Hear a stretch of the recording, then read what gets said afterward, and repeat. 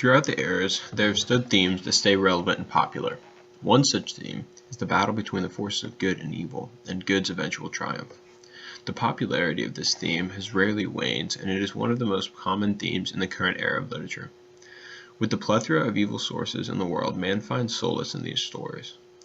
Good's triumph over evil is a universal theme that is shown in different ways throughout Perelandra, The Fellowship of the Ring, and Harry Potter and the Deathly Hallows.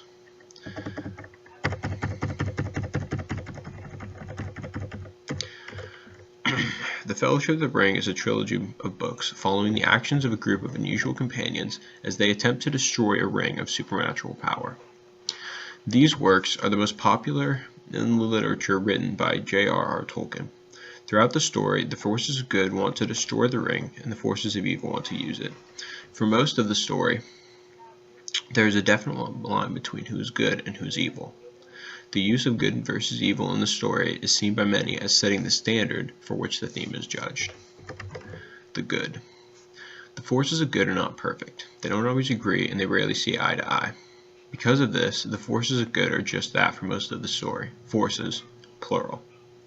Looking past these shortcomings, the forces of good are known for their positive morals.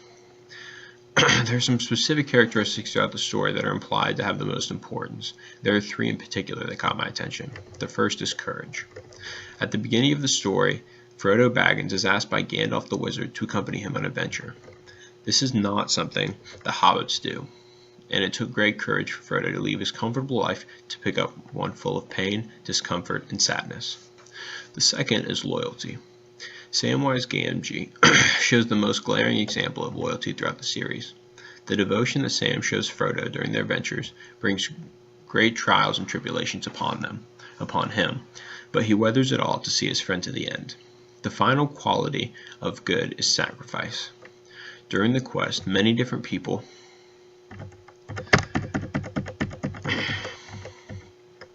had to give up their possessions, including their life, for the betterment of the group and of the world.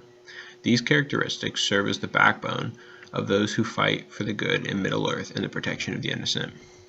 Morals are well and good, but without a cause for their deployment, are useless without a cause for their deployment.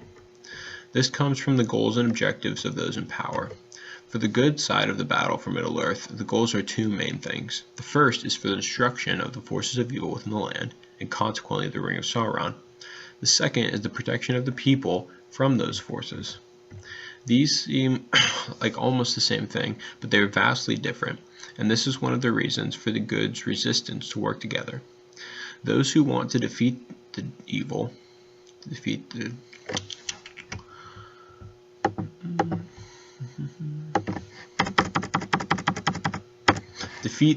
evil. Okay, I should probably go there. Are pressing for a full-scale war with Sauron, because they will see the spreading of his influence and want to put a stop to it before it consumes Middle-earth. Those who want to protect against it advise that evil should be left alone, and if it is, that you will stay safe because they have not gone against it. These two views come to a head, and it is shown that evil wants to conquer all. Even those who have stayed out of the conflict are attacked as evil sweeps across the land. The forces of good must work together and trust each other if they have any chance of winning. During the deciding battles of the war, the forces work together to fight the evil horde. Without these partnerships, the world would have been lost. These alliances are forged from talks and councils, leaving everyone with a choice as to what path they take. Those with much strength help those without, and those without strength fight with those who do. The evil. The forces of evil are displayed in many different ways. During his writing, Tolkien sets up his evil in a very physical way. Most writers create evil that is sly and seductive as well as powerful. Many writers create evil that is sly and seductive as well as powerful. In Middle-earth, evil is on occasion manipulative and cunning, but a majority of the time it is strong. Sauron is the directing force within this side of evil. He rules his armies with an iron fist, crushing any and all that step out of line or in his way. Evil shows some specific characteristics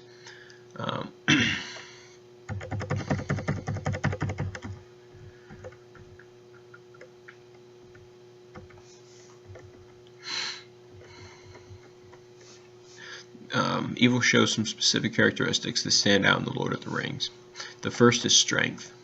Sauron, as the leader, holds impossible strength.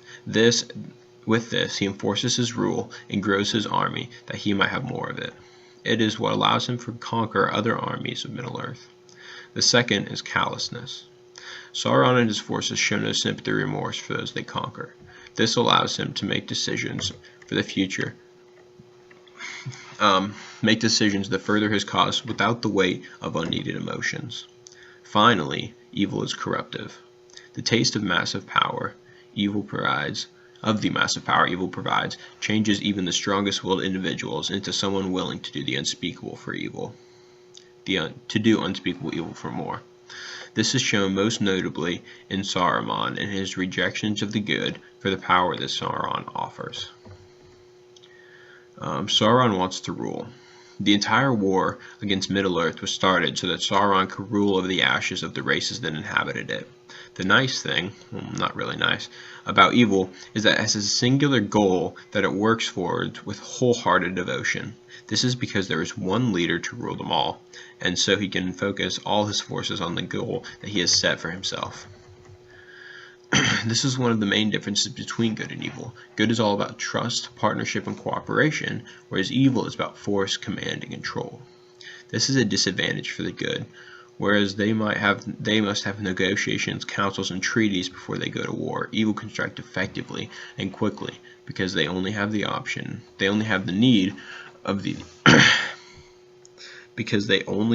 opinion/command of one entity. The conflict between these two entities is unavoidable because their plans directly clash. This results in a war that costs the lives of thousands of creatures and the destructions of cities, towns, and villages. It ends with the destruction of Sauron's army and the ring that contains his power. Tolkien wrote these tales and they were influenced by his life experiences. The forces of good are heavily influenced by his faith and what the Bible says about the morals of a godly man. The forces of evil are influenced by his days in the trenches during World War I, watching his friends perish, and the characteristics of then Nazi Germany set the foundation for the evil representation in his books. Harry Potter and the Deathly Hallows is the final installment of J.K. Rowling's groundbreaking Harry Potter series. The story concludes the battle between Harry and the forces of good against Voldemort and the forces of evil. The characters of good are outnumbered, outgunned, and backed into a corner. This does not stop them from fighting for the good of those with less power than them. Perseverance, sacrifice, and teamwork allow for the good to stand against fierce opposition. The forces of good want to kill Voldemort and destroy his Death Eaters. Fighting against the forces of evil is the only way for them to defeat them.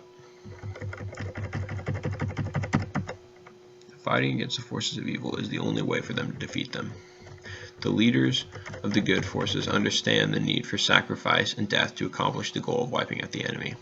The forces of evil are led by Voldemort. They are cruel, ruthless, and powerful. Voldemort and his forces believe the magical blood should be held sacred, and those who lack it to be killed or enslaved.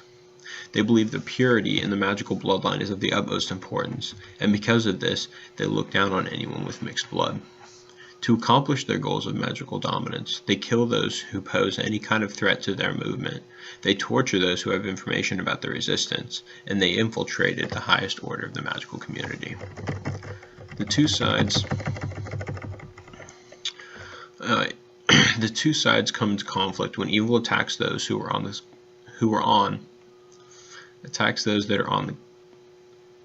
the good side. That's kind of cliche. Whatever.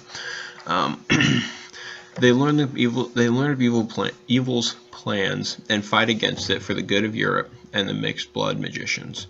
The conflict is only solved when the forces clash and Voldemort is killed by Harry. The rest of the Death Eaters flee without their leader, and the good team rebuilds and continues with its life. J.K. Rowling is influenced in her work by many literature works that she read when she was young. The good characters in her book are heavily influenced by the Fellowship of the Ring, which she read many times. The evil characters and side as a whole were influenced heavily by the Nazis during World War II.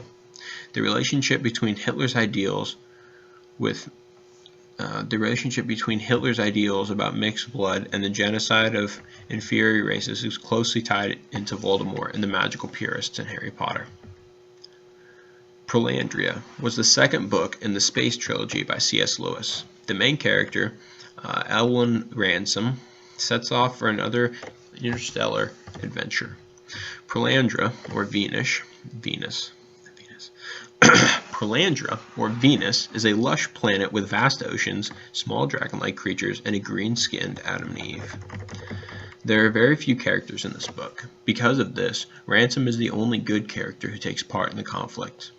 Lewis portrays Ransom as being brilliant, very biblically versed, and firm in his beliefs. In the story, he is asked by the god of Mars to travel to Pelandra and stop a plot to corrupt the planet. Ransom arrives on the planet and finds it is in the same state as Earth was before the fall. The woman who represents Eve is being tempted by a pawn of Satan to commit the one sin she could. Ransom, using his quick wit and talent for philosophy, debates with the pawn to save the planet from a repeat of Earth's fall. Dr. Weston is the main antagonist in Pelandra. After being stopped on Mars, Weston comes to Venus as a vessel for a force of evil that wants to colonize the planet for the universe. Weston himself is not the sharpest tool in the box, but with the possession of his body by satanic forces, he gains the knowledge and skill to challenge Ransom. The force is very persuasive and is very good at speechcraft. Evil is represented by Lewis as cunning, intelligent, seductive, and progressive. Evil is seductive, but has no sexual pretense to it. It makes itself seem like it's the right way and beneficial to the woman, making her seem smart and sensible. This is different than in other previous entries, where evil is ugly and violent. Evil wants to cause the woman to sin, and by doing so, allowing for itself to corrupt the planet as a whole. To do this, it must first convince the woman to sin, and to bring sin into the world. The conflict is caused by the opposite worldviews of Ransom and Weston. This plays out first in debates and verbal sparring, and progresses into physical violence and Weston's body being destroyed. This was needed for the spirit controlling him to depart from the perfect world and leaving it to prosper. The forces of good in the story The force of good in the story is almost completely influenced by Lewis's faith and his apologetics background. The evil in the story is based upon the biblical stories about Satan and his trickery. Throughout these stories, the prominent theme is God's battle against evil. It represents itself in many different ways, from the clash of armies to the debates of men, but in all of these the conflict is important. Man must always resist evil, and in everyday life the consequences might be insubstantial, but the battle can be fought by all. What makes the theme so popular is the feeling people get when they read stories of victory and triumph, thinking that in different circumstances that could have been them. God's victory over evil is one of the most popular themes. Good's victory over evil is one of the most popular themes in history, and will continue to inspire the hope in hearts of man for a long time to come.